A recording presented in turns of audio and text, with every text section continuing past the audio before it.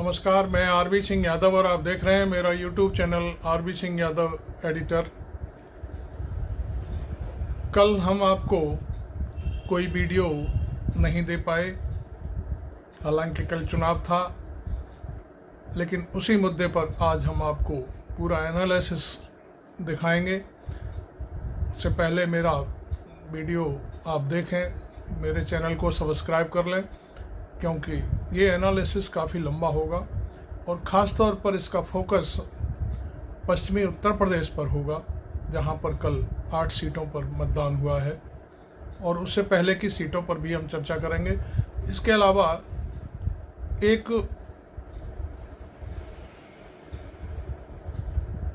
कार्यक्रम बहुत ही अच्छे से बनाया गया और वो कार्यक्रम था पूरे देश की आगे की जो सीटें किसको कितनी मिलनी हैं, ये एक सर्वेक्षण हुआ है और वो सर्वेक्षण लीक हो गया है। उस पर भी हम थोड़ा सा आप प्रकाश डालेंगे। तो पहले आप मेरे चैनल को सब्सक्राइब ज़रूर करें और सुनें। फिर देखिए, मैं कल जो वोटिंग हुई 8 सीटों पर, पहले उन पर चर्चा करता हूं। वोटिंग कम हो रही है, इसका सीधा असर जो सरकार होती है, वर्तमान में जो सरकार होती है, सत्ता होती है, उसके खिलाफ जाता है।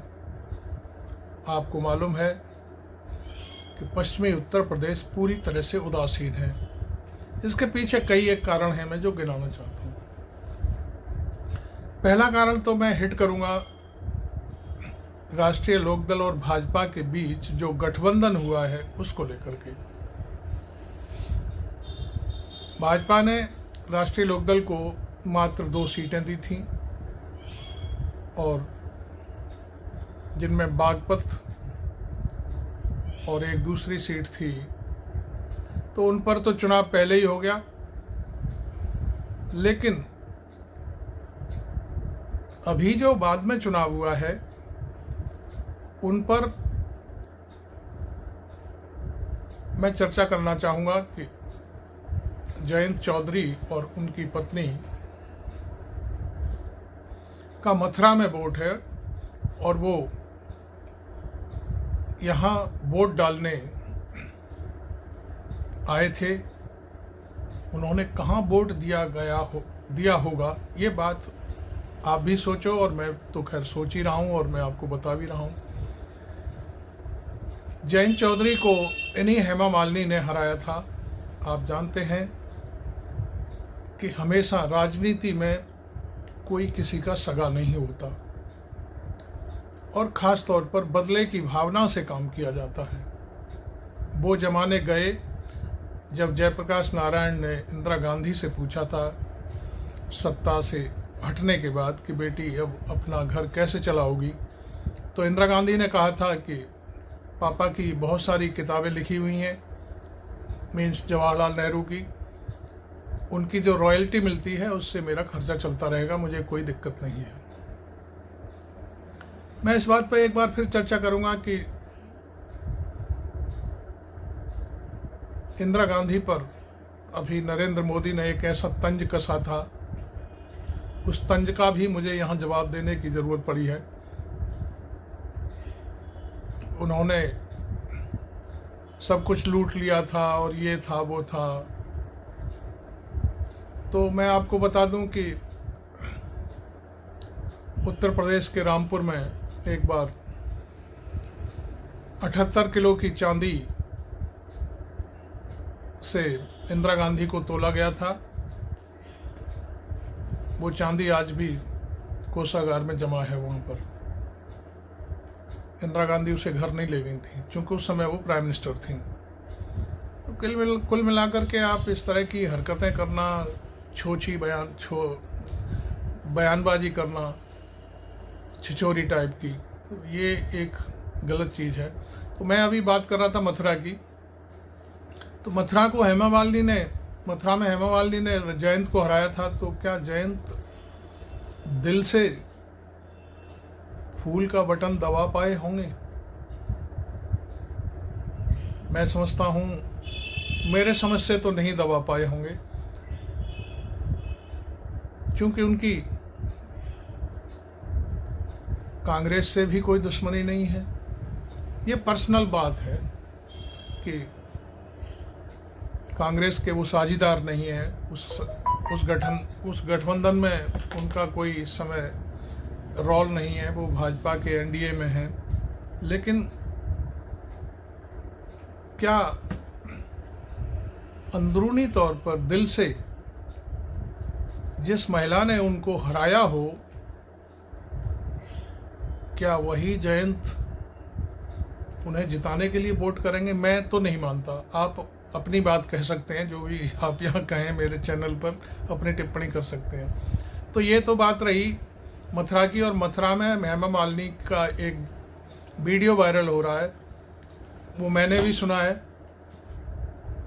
वो यहाँ बताना ज़रूरी है कि हेमा मालिनी कहती हैं कि मथुरा में 14 नाले हैं, उनमें से 20 बंद कर दिए गए हैं, 4 को बंद करने के लिए म्यूनसिपल कमेटी मतलब नगर पालिका से कहा जा रहा है कि उन्हें भी बंद कर दिया जाए। तो ये फेंकने वाला जो बयान है उनका, उन्होंने शायद ये भी फेंकने वाला बयान मोदी से ही सीखा है। तो इस तरह की चीज़ें हैं। वो कभी आती जाती तो है नहीं मथुरा, केवल भगवान कृष्ण को आगे रख करके वो चुनाव जीतना चाहती हैं। तो ये सब चीज़ें बेईमानी हैं। धर्म के आधार पर काठ की आंडी एक बार चढ़ जाती है, बार बार नहीं चढ़ती। जनता की जो परेशानियां हैं मथुरा में, शायद ही कोई व्यक्ति उनको गहराई से जानता होगा। मैं किसी पार्टी विशेष के बारे में, कोई मेरी बात नहीं है कि मैं किसी प्रत्याशी के बारे में बात कर रहा हूँ, लेकिन जो वर्तमान में सांसद है उन पर टीका टिप्पणी करना तो हमारा फर्ज है, और जो चीज़ें जनता की हैं वो भी बताना हमारा फर्ज है। तो खैर, यहाँ हालात ठीक नहीं हैं। ये सीट भारतीय जनता पार्टी के खाते में जाने की स्थिति में बिल्कुल भी नहीं है। अब मैं, एक सीट है अमरोहा की तरफ मैं चलता हूँ। वहाँ पर कोई बाहरी व्यक्ति को उतार दिया है भारतीय जनता पार्टी ने। तो बताया गया है कि वो दिल्ली में रहते हैं और दिल्ली से ही अपना पार्लियामेंट में जाएंगे, वहाँ से अपने घर आ जाएंगे।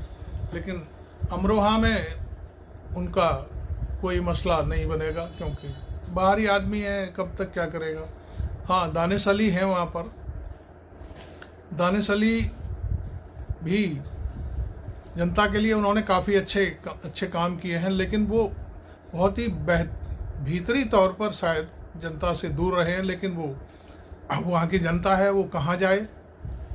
और कांग्रेस का क्रेज भी है इस समय, कांग्रेस के प्रत्याशी को जिताने के लिए जनता, चूँकि राहुल गांधी ने जो मुद्दे उठा दिए हैं वो बहुत ही शानदार हैं, और उनका जो मैनिफेस्टो है वो जनता तक पहुंच चुका है, और जनता उसी आधार पर बात कर रही है। तो ये 2 सीटों के बारे में मैंने बोला है। मैं अब एक कुछ और कहानी बताने जा रहा हूँ। मुजफ्फरनगर में संजीव बालियान को हराने के लिए अंदरूनी तौर पर राष्ट्रीय लोकदल ने इशारा कर दिया है कि ये उनके जो जयंत के पिताजी थे, उनको संजीव बालियान ने हराया था, उसका बदला लेना है। ये हवा जब बागपत पहुंची तो मैं समझता हूँ बागपत में भी यही हाल है। वहाँ भारतीय जनता पार्टी ने कहा है कि जब वो अपने पिताजी की हार जीत का बदला लेना चाह रहे हैं तो यहाँ भी आप निष्क्रिय हो जाओ। बागपत में भी सागवान को वोट नहीं देना है। तो ये दोनों सीटें इस तरह से चली गई हैं। दूसरा, मेरठ में जो राम साहब उतारे गए हैं, उनका जगह जगह विरोध हो रहा है। वो भी राम की तरह ऐसे आशीर्वाद देते हैं। तो अब आशीर्वाद की नहीं, जनता को बेरोजगारी और महंगाई ख़त्म करने की ज़रूरत है। वो जनता ये चाह रही है कि महंगाई ख़त्म हो और बेरोजगारी ख़त्म हो। उस पर उनका कोई रोल नहीं है। वो अभी भी रामायण शायद मैं समझता हूँ 1990 के आसपास तक दिखाई गई थी, उसके बाद ख़त्म हो गया। 30-34 साल बाद वो उसी राम के रूप में अपने को प्रस्तुत कर रहे हैं, तो जनता सब भूल चुकी है सब चीज़ों को, कौन कहाँ पर क्या है। खैर, अब मैं आता हूँ आरएसएस की अंदरूनी और भाजपा की अंदरूनी बातों पर। भारतीय जनता पार्टी और आरएसएस के लोग जो सोच रहे हैं वो बहुत ही गजब की उनकी सोच जा रही है। मेरे बहुत सारे मित्र हैं, बहुत, जो भारतीय जनता पार्टी में हैं और बड़े दिल से बात करते हैं, चूँकि वो जानते हैं कि मैं एक ज़मीनी पत्रकार रहा हूँ और अभी भी हूँ। मैं किसी से वॉइस्ड होकर के कभी कोई बात नहीं करता, तो उनका वो मेरे से ऐसा रिश्ता मानते हैं कि हम इनको कोई बात बताएंगे तो ये सीक्रेट रखेंगे। लेकिन मैं यहाँ किसी का नाम नहीं ले रहा हूँ। उनका कहना यह है कि मोदी ने बहुत बड़े गलत काम किए हैं इस चुनाव में। सबसे पहली जो गलती करी है मोदी ने वो ये है कि मोदी की गारंटी। अब बीजेपी और आरएसएस के लोगों का कहना है कि मोदी क्या है, मोदी की क्या गारंटी है, भाजपा की गारंटी क्यों नहीं है।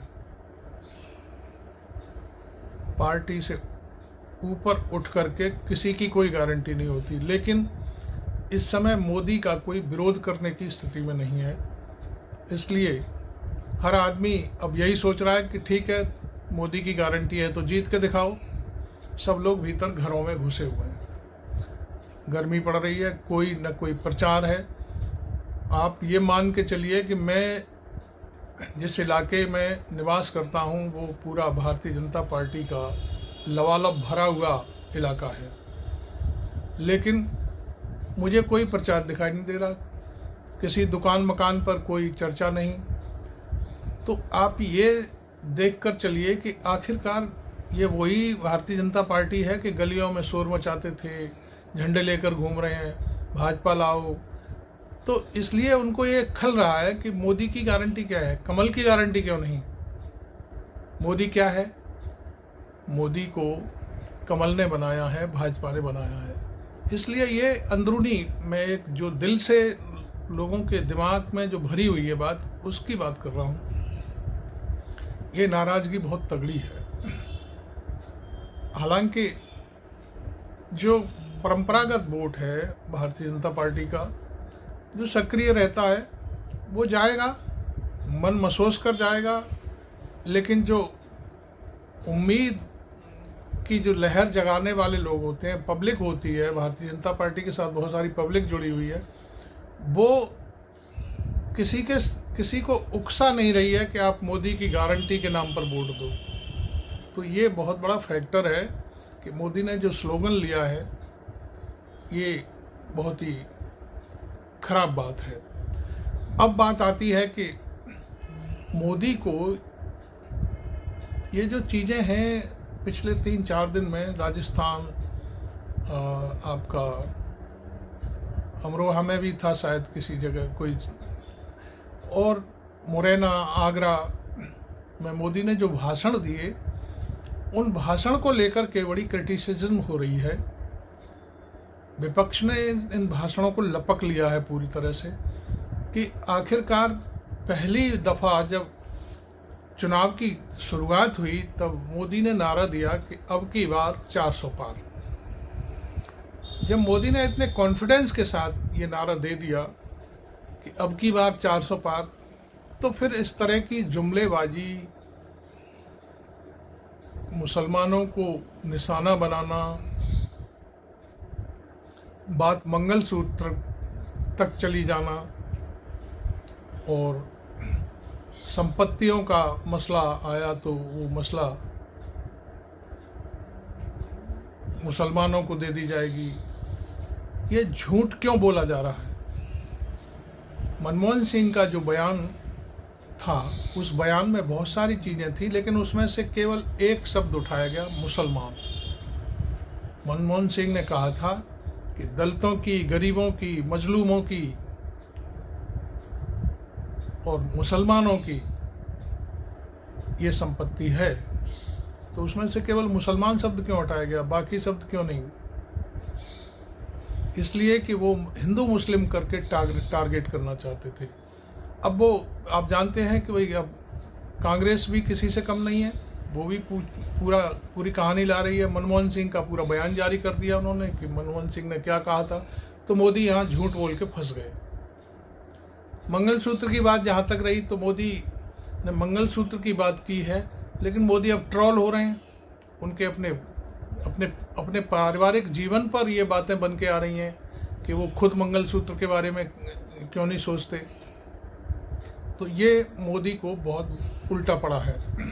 एक विरासत टैक्स की बात है जहाँ तक कि उन्होंने ख़त्म किया था, राजीव गांधी ने, विरासत टैक्स चल रहा था, तो बात वहाँ बहुत ही गजब की है। राहुल गांधी ने कभी नहीं कहा, सैम प्रतोदा ने भी जो कहा है वो अमेरिका की बात करी है, उन्होंने यहाँ ये टैक्स लागू करने की बात बिल्कुल नहीं कही है। लेकिन मैं आपको बता दूं कि आज राहुल गांधी राजीव गांधी के बेटे हैं, सोनिया गांधी राहुल गांधी की पत्नी हैं, दोनों सांसद हैं। सांसद होने के नाते उन पर सरकारी घर है। मैं समझता हूँ मेरे दर्शक चाहे तो गूगल करके देख सकते हैं कि दोनों पे कहीं कोई इंडिया में घर नहीं है। अब विरासत का मसला जब उठा है तो मैं उसकी पूरी कहानी ही बता देता हूँ। तो ये जो विरासत का जो पैसा था या जो भी चीज़ थी वो कहाँ है? जब एक आदमी पर कोई घर नहीं है और मोदी कह रहे हैं कि आपके पास 2 घर होंगे तो एक घर गवर्नमेंट ले लेगी। 75 सालों में 10 साल तो आपके हो गए, 65 सालों में कांग्रेस ने ऐसा तो कहीं नहीं किया कि आपका मंगलसूत्र उठा करके किसी और को दे दिया हो, आपके 2-2 घर हों, 4-4 घर हों, उनमें से एक उठा के किसी को दे दिया। ये झूठ क्यों बोला जा रहा है? मेरा मकसद इस बात को जोड़ने का है आपको, जो मैं समझा रहा हूँ कि जब 400 पार का नारा है तो फिर ये इस तरह का ध्रुवीकरण करने की मोदी को क्या ज़रूरत पड़ गई?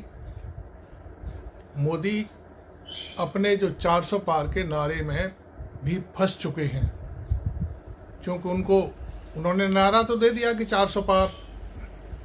लोग पूछने लगे 400 पार क्यों, 400 से क्या करोगे?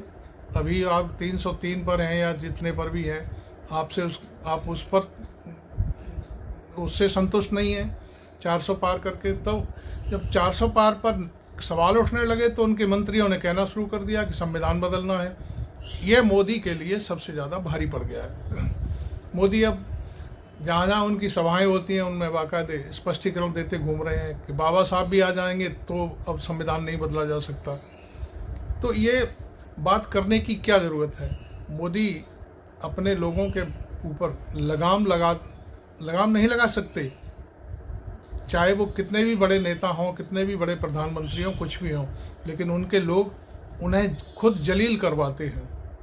ये एक नहीं दर्जनों उदाहरण हैं हमारे सामने। ये लिंचिंग हुई, लोग फ़ोटो खिंचवा करके, लोग बलात्कारी हैं उनके साथ में जो खड़े हुए बनारस के 3 लौंडे हैं, वो उनका क्या आपने शायद देखा होगा। आज तक मोदी ने उनके बारे में एक शब्द नहीं कहा। जो बनारस के 3 लड़के हैं जिन्होंने इस लड़की के साथ जो कृत्य किया था, सॉरी अभी मेरे मुंह से लड़कों के लिए कुछ गलत शब्द प्रयोग हो गया, मैं उसको माफ़ी चाहता हूँ। तो कुल मिलाकर के मैं ये कहना चाहूँगा कि ये सारी चीज़ें मोदी को क्यों करनी पड़ रही हैं? जब आप 400 पार का नारा दे चुके हो तो फिर शांति से अपने 400 पार के नारे पर ही रहिए। फिर ये सांप्रदायिकता फैलाने जैसे बयान, हिंदू मुस्लिम करने जैसे बयान, मंगलसूत्र जैसी बातें करने की क्या ज़रूरत पड़ गई?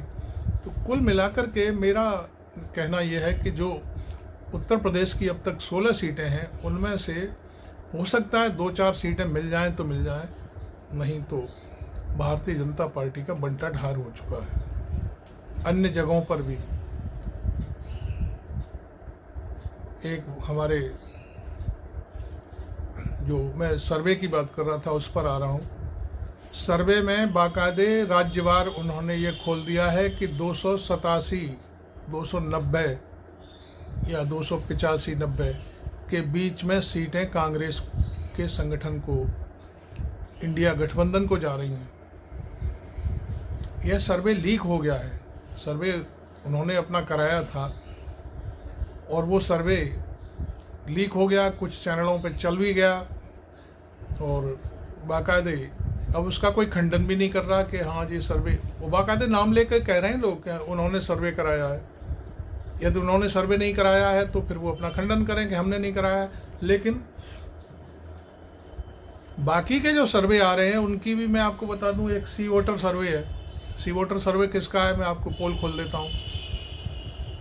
ये देशमुख जी हैं, कोई उनका है। देशमुख जी कौन है आपको जानते होंगे, आरएसएस के माने हुए जाने माने जो देशमुख साहब थे, उनका पोता है ये। तो वो बायस्ड होकर के, या ये कहना चाहिए कि वो अपनी ही पार्टी या आरएसएस के खिलाफ सर्वे कैसे कर लेंगे, कोई मतलब ही नहीं बनता। वो 1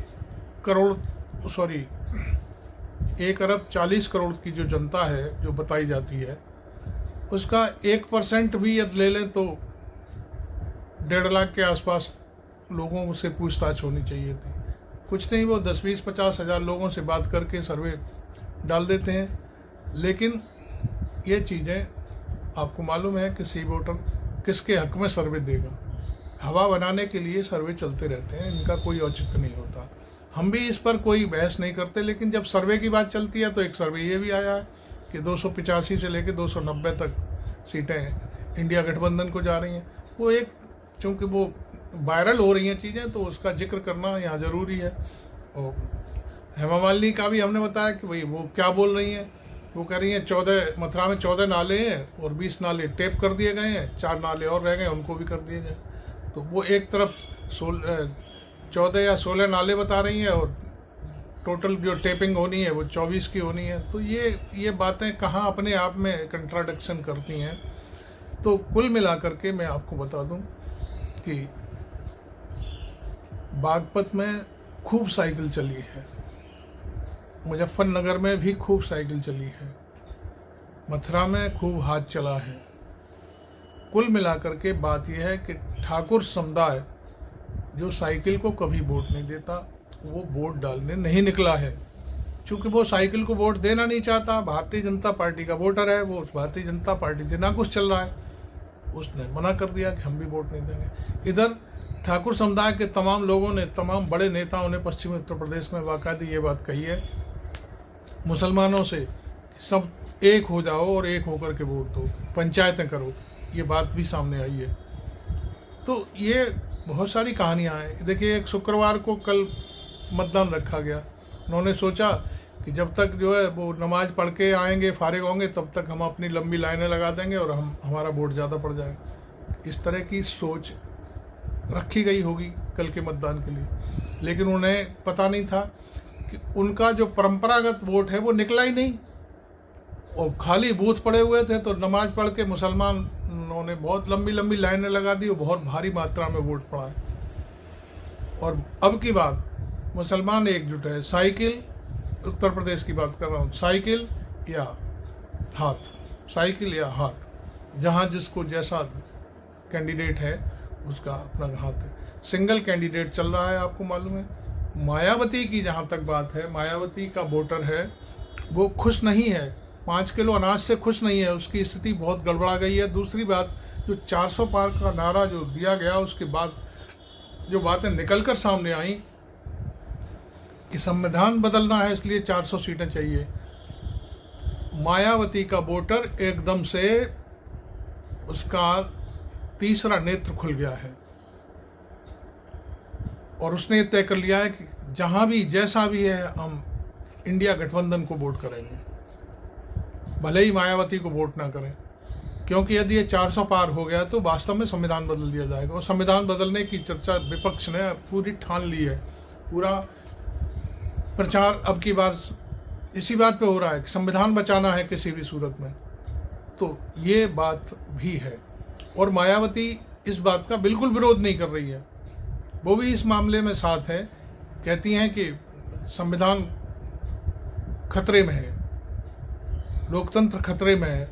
तो उनकी बात को ध्यान में रखते हुए जो उनका जो परंपरागत वोट है मायावती का, बसपा का, उसने भी मन बना लिया है कि संविधान नहीं बदलने दिया जाएगा किसी भी सूरत में, चाहे कुछ हो जाए। वोट कहीं भी देना हो, या तो वो वोट देने नहीं जा रहा है, और देने जाएगा तो फिर, तो पहले जो 2019 के चुनाव में जहाँ तक लोगों का अपना आकलन है, और आकलन भी ठीक ही होगा क्योंकि सरकार मोदी की बन गई थी, तो 2 चुनावों में 15 लाख का झटका, और ये फिर बाद में एक दूसरी बातें सामने रख करके वो वोट जो दलित वोट था वो प्राप्त हुआ था, वो अब की बार मोदी से छिटक गया है पूरी तरह से।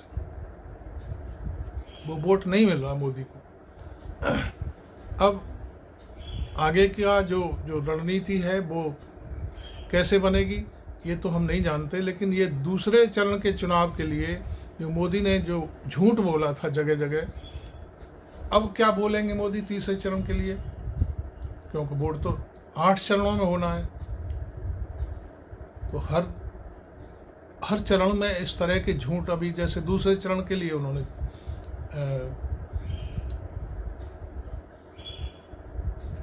जो बातें कही थी वो आपके सामने मैं अभी दोहरा देता हूँ दोबारा से।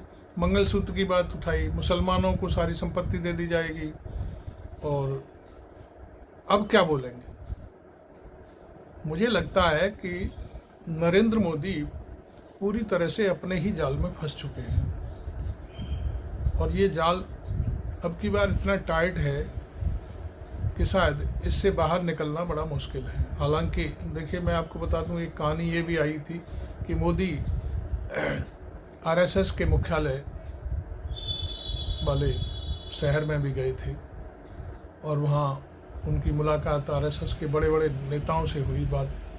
तो वहाँ लोगों ने उनको यही समझा दिया कि आप इस तरह की बात करिए, आप 400 पार भूल जाइए, क्योंकि आप जीत नहीं रहे हैं। पहले चरण में वोटिंग कम हुई है, आप हार रहे हैं सारी सीटें। पहले चरण की वोटिंग के बाद भी हमने कहा था 65 सीटें इंडिया गठबंधन को जा रही हैं, और 37 सीटें भाजपा को जा रही हैं, भाजपा गठबंधन को जा रही हैं, एनडीए को। तो अब की बार बहुत हालत ख़राब है। 88 में से मैं समझता हूँ कि 2/3 इंडिया गठबंधन ले जाएगा निश्चित तौर पर। कर्नाटक वगैरह की जो सीटें हैं, दक्षिण कर्नाटक है पूरा उसमें ये समझ लीजिए कि सारी सीटें कांग्रेस को जाने वाली हैं और उनकी सत्ता है। इसी तरह से पश्चिमी उत्तर प्रदेश की जो 8 सीटें हैं उनका भी मैंने आपको आकलन दिया है। अलीगढ़ सीट सारा मुसलमान एकजुट होकर के वोट पड़ा है समाजवादी पार्टी को। अब रही बात जाटों की, जाटों को जो कहा जा रहा है कि वो जयंत के कहने से वोट दे रहे हैं, बिल्कुल नहीं कर रहे।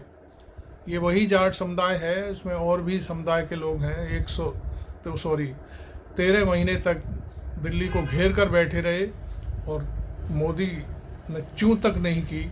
700 से ज़्यादा किसान मर गए। आज तक उन्हें जो अनुदान दिया जाता है मरने के बाद उनके आश्रितों को, वो तक नहीं मिला है।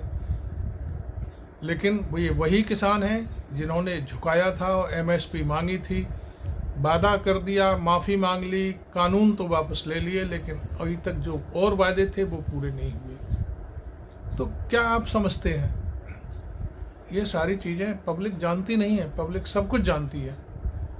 इसलिए वो जाट भी नाराज़ हैं। जाट मीन्स मैं किसानों से बात कर रहा हूँ। किसान बहुत बुरी तरह से नाराज़ है किसी भी सूरत में।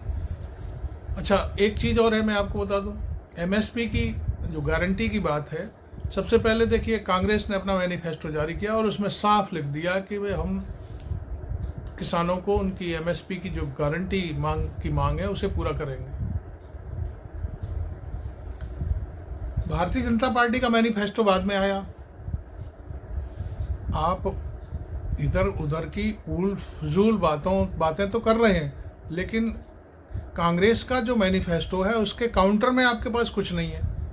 आपको एमएसपी जब को गारंटी दे रहे हैं और कहते हैं सरकार बनते ही हम एमएसपी लागू कर देंगे, तो आपने अपने मैनिफेस्टो में ये बात क्यों नहीं कही? ये बहुत सारी चीज़ें हैं जो जनता तक नहीं पहुंच रही हैं, और हमारी कोशिश है कि हम स्वच्छ पत्रकारिता करते हुए ये सारी बातें आप अपने जो हमारे दर्शक हैं उन तक पहुंचाएं। और हमारे दर्शकों से हमारा निवेदन है कि हमारे इस वीडियो को वो अपने लोगों तक पहुंचाएं, ज़्यादा से ज़्यादा लोगों तक बताएं कि देश में हालात क्या चल रहे हैं पर्दे के पीछे। तो चूँकि ये गोदी मीडिया तो इन सब बातों को कभी लाता ही नहीं। गोदी मीडिया तो सिर्फ उनका एक फिक्स खेल है, जो ऊपर से चीज़ें आती हैं वही दिखाते हैं। आप कितना भी कुछ भी कर लें, हमने तो चैनल, चूँकि हम पत्रकार हैं, थोड़ा सा हमें देखना पड़ता है, लेकिन हम ये देखते हैं कि कहीं पर विपक्ष की कोई बात नहीं आती। मोदी ने जो बोला उसके काउंटर में प्रियंका गांधी बहुत बोली, बात कहीं तक नहीं गई। प्रियंका गांधी ने कहा कि मेरी माँ का मंगलसूत्र इस देश की हिफाजत के लिए मेरी माँ ने अपना मंगलसूत्र खोया है। इसका कोई जवाब दिया भारतीय जनता पार्टी के किसी भी नेता ने, या मोदी ने, अमित शाह ने, या किसी और दूसरे तीसरे नंबर के जो मंत्री घूमते रहते हैं उन्होंने? नहीं, उनके पास कोई जवाब ही नहीं है। वो केवल इस देश में, देखिए, महात्मा गांधी को मारने के बाद भी वो सत्ता हासिल कर गए हैं झूठ बोल करके। ये क्या है? महात्मा गांधी की हत्या करने के बाद भी वो संगठन आज सत्ता में है। इसका क्या जवाब है आपके पास? बहुत सारी पब्लिक नहीं जानती होगी महात्मा गांधी की हत्या किसने की, क्योंकि आज का युवा तो अपने मोबाइल में मस्त है, उसे मालूम ही नहीं है। तो ये बहुत सी बातें हैं जो बतानी हैं। और मैंने विपक्ष और सत्ता का भी संतुलन आपको बताया था। 1977 में जब इंदिरा गांधी सत्ता से हट गई थी तो जननायक जो जेपी थे, जयप्रकाश नारायण साहब, उन्होंने उनके घर मिलकर के ये बात पूछी थी कि बेटी तुम्हारा घर कैसे चलेगा। तो ये सारी चीज़ें आज की स्थिति में नहीं है। आज तो सिर्फ और सिर्फ मोदी जी एक या दो चीज़ों के अलावा हिंदुस्तान पाकिस्तान, हिंदू मुस्लिम और परिवारवाद। भारतीय जनता पार्टी में कितना परिवारवाद है, कितना बड़ा सारा खेल चल रहा है, उस पर कभी कोई चर्चा नहीं करते। और उनके लोग तमाम दुनिया की उलफुजुल बातें करते रहते हैं, उनको वो कभी नहीं रोक पाते। खैर, आज वीडियो थोड़ा सा लंबा है और आपने हो सकता है मेरा चैनल सब्सक्राइब कर लिया होगा अब तक। तो मैं आपसे गुजारिश करूंगा, मुझे जब आपका एक सब्सक्रिप्शन मिलता है तो मुझे बहुत अच्छा लगता है कि लोग हमें भी पसंद करते हैं, हमारी पत्रकारिता को भी पसंद करते हैं। तो थैंक यू वेरी मच। मैं आरबी सिंह यादव।